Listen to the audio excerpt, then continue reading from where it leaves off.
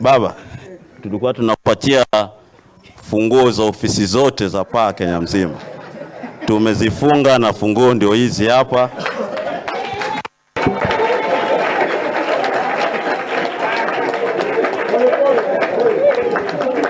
Tuketi chini waandishi wa habari wapate hiyo picha. Tuketi chini.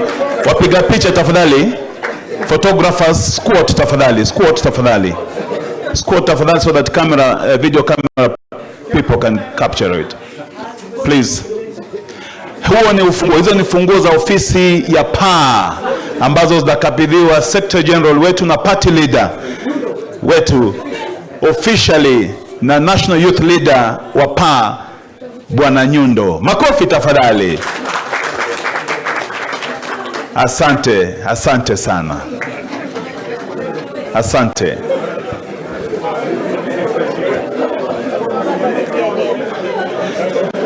Tafadhali wapiga picha za gazeti tafadhali, mwapishe wenzenu wa television pia wapate fursa hiyo. Sasa hizo funguo naambiwa kwamba ni za afisi za PA Kenya nzima. Mahali kokota ambapo afisi ya PA ipo imefungwa na funguo zimeletwa hapa.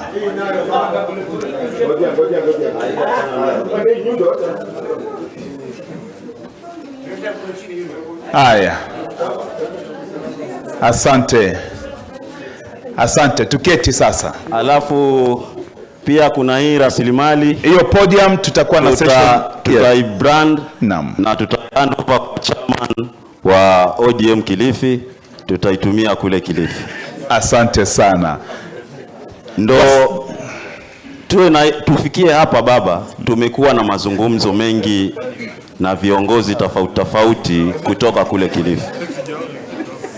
Na hii timu yote ya viongozi tumekuwa na mazungumzo na Mheshimiwa Amina Mnyazi na chairman Teddy Mwambire. Tumekuwa na mazungumzo ya kina sana kwa muda wote na pia viongozi wote wa Kilifi. Lakini pia kwa upande wa vijana Ketora na Tyson ambaye Ketora is the ODM youth president, tumekaa na mazungumzo ya karibu vile ambaye tukirudi kwa ODM tutaweza kuimarisha hii ngome ya vijana katika chama.